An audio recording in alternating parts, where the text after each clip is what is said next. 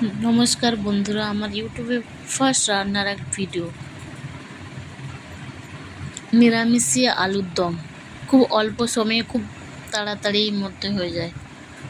প্রথমে আলুগুলোকে কেটে প্রেসার কুকারে দিয়ে দিলাম। তো তোমরা বিভিন্নভাবে করতে পারো। আমি খুব অল্প সময়ের জন্যে, তাড়াতাড়ির জন্য আমি খুব আলুগুলোকে কেটে প্রেসারে দিয়ে দিলাম পরিমাণ মতো জল। সেখানে দেওয়া হয়ে যাওয়ার পর প্রেসারে জাস্ট দিয়ে গ্যাসে আমি বসিয়ে দিলাম।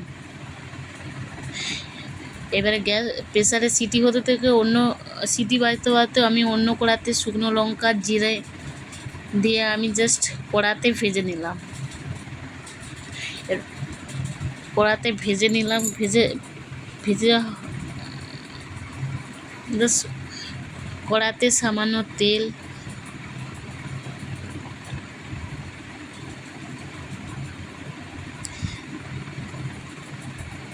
তেজপাতা, পাঁচফোড়ন,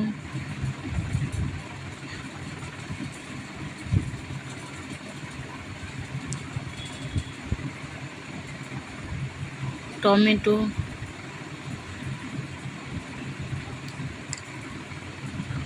সামান্য আদা কুচনো,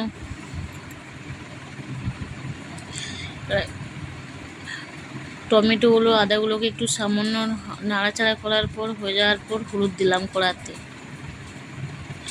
এবার সামান্য নাড়াচাড়া করে নিলাম, একটু ভেজে নিলাম যাতে হলুদের গন্ধটা না ছাড়ে। এবার স্বাদ অনুযায়ী নুন, তোমরা কেউ চিনি দিতে পারো স্বাদ অনুসারে।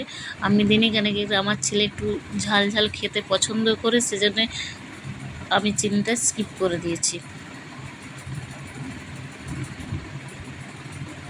এবার নাড়াচাড়া হয়ে যাওয়ার পর আলুগুলোকে খোসা ছাড়িয়ে আমি জাস্ট আলুগুলোকে একটু সামান্য ভেজে নিচ্ছি।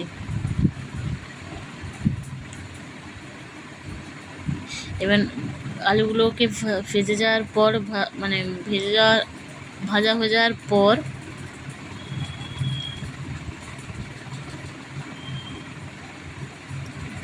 নাড়াচাড়া করে নিচ্ছিলাম যাতে না হলুদের গন্ধটা না ছাড়ে।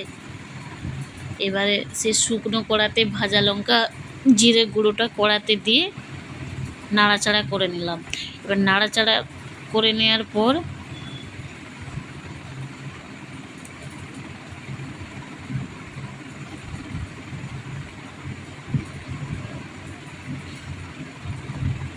পরিমাণ মতো জল দিয়ে দিলাম।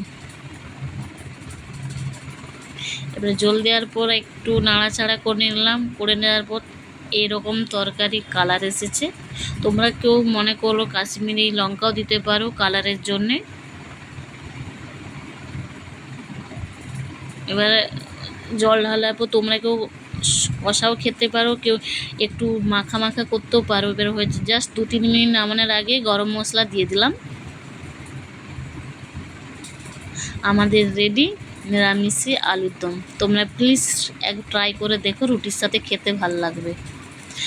ভিডিওটি যদি ভালো লাগে প্লিজ সাবস্ক্রাইব করে দিও।